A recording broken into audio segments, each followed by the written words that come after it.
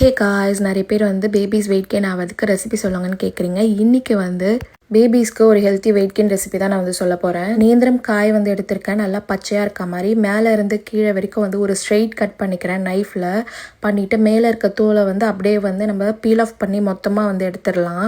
அழகாக வந்து தனியாக வந்துடும் அந்த தோலை வந்து ஃபுல்லாக பீல் ஆஃப் பண்ணி எடுத்ததும் நேந்திரம் காயை வந்து குட்டி குட்டி தின் ஸ்லைசஸாக நான் வந்து கட் பண்ணிக்கிறேன் ஃபுல்லாக. நான் வந்து எனக்கு ட்வின் பேபிஸ்ன்றதுனால ஒரு 2.5 கிலோ கிட்ட நேந்திரம் காய் வாங்கி அதை வந்து தோலை பீல் ஆஃப் பண்ணிவிட்டு நல்லா தின் ஸ்லைசஸாக கட் பண்ணி அதை வந்து பிளேட்டில் வந்து ஃபுல்லாக அடுக்கிக்கிட்டு மேலே வெயிலில் வந்து ஒரு 3 டேஸ்க்கு நம்ம வந்து இந்த மாதிரி காய வச்சுக்கணும். அது நல்லா காஞ்ச அப்புறம் இந்த மாதிரி நம்ம அந்த வாழைக்காயை கையில் எடுத்து உடைச்சோன்னா நல்லா பிஸ்கெட் மாதிரி வந்து நொறுங்கும்.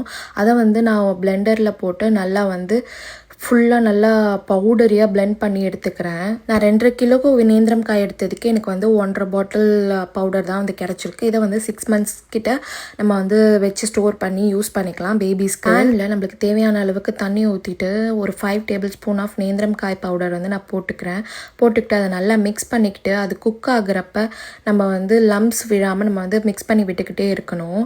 கொஞ்சம் திக்கான கன்சிஸ்டன்சிக்கு வந்ததும் நம்ம வந்து பேபிஸ்க்கு இதை ஃபீட் பண்ணலாம். இந்த ரெசிபி பேபிஸோட இம்யூனிட்டியை பூஸ்ட் பண்ணும், நல்லா எனர்ஜியாக வச்சுக்கும், கான்ஸ்டிபேஷன் டைமில் ரொம்பவே ஹெல்ப் பண்ணும். அது மட்டும் இல்லாமல் பேபிஸ்க்கு ரொம்ப ஹெல்த்தியான வெயிட் கெயின் ரெசிபி இது.